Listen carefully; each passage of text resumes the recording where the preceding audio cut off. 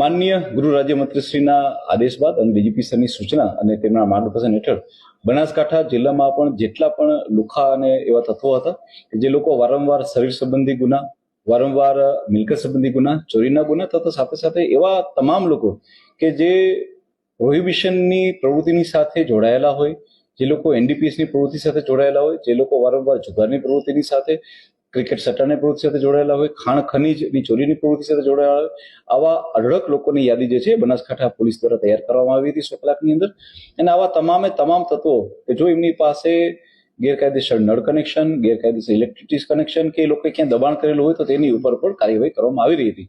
બનાસકાંઠા પોલીસના તમામ સ્ટાફ અને ખાસ કરીને બધા જ પોલીસ સ્ટેશનોએ તથા એલસીબી અને એસઓજીના સ્ટાફે સાથે મળી અત્યાર સુધીમાં 265 જેટલા આવા ઇલીગલ કનેક્શન કે જે ઇલેક્ટ્રિસિટીના હોય કે નળ કનેક્શનના હોય એ લોકોને કાપી નાખવામાં આવે છે. એ ઉપરાંત અલગ અલગ જગ્યાએ આવા લોકોના જે દબાણો હતા કે જે આઈધર કોઈને કોઈ સરકારી જગ્યા ઉપર હતા કે બીજી કોઈ જગ્યા ઉપર માત્ર દબાણો કરેલા હતા, એવા 58 જેટલા દબાણોને પણ જમીન દોસ્ત કરીને બુલડોઝર ફેરવીને ફ્રી કરવામાં આવ્યા છે. આ સિવાય હજી બીજા 583 જેટલી જગ્યાઓને આઈડેન્ટિફાઈ કરી મામલતદારશ્રીને રિપોર્ટ કરવામાં આવ્યો છે. અને જો એમાંથી બી કોઈ પણ વ્યક્તિઓના આવા ઇલીગલ બાંધકામ કે બીજી કોઈ પ્રવૃત્તિ નજર આવશે તો તેને પણ તોડી પાડવામાં આવશે.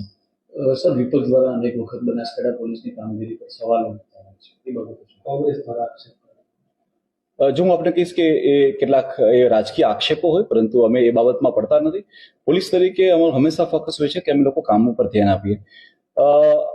એ બધી વસ્તુથી પરવા કરી વગર હું માત્ર આપને આંકડાઓ આપવા માંગીશ કે બનાસકાંઠા પોલીસે છેલ્લા 2.5 થી પોણા 3 વર્ષ દરમિયાન પ્રોહિબિશનના 42,000 જેટલા કેસ કર્યા છે અને 105 કરોડથી વધારેનો મુદ્દામાલ જપ્ત કર્યો છે. નાસ્તા ફરતા આરોપીઓ, જેને કહેવાય કે રેકોર્ડ બ્રેક કામગીરી, એટલે કે 986 નાસ્તા ફરતા આવા પ્રોહિબિશનના બુટલેગરોને પકડીને જેલ હવાલે કરવામાં આવ્યા છે. એટલે મારા ખ્યાલથી પોલીસ જે છે એ કામ ઉપર ફોકસ કરશે અને મારા આંકડાઓ ઇનફ છે કોઈ પણ વસ્તુનો જવાબ દેવા માટે. Thank you.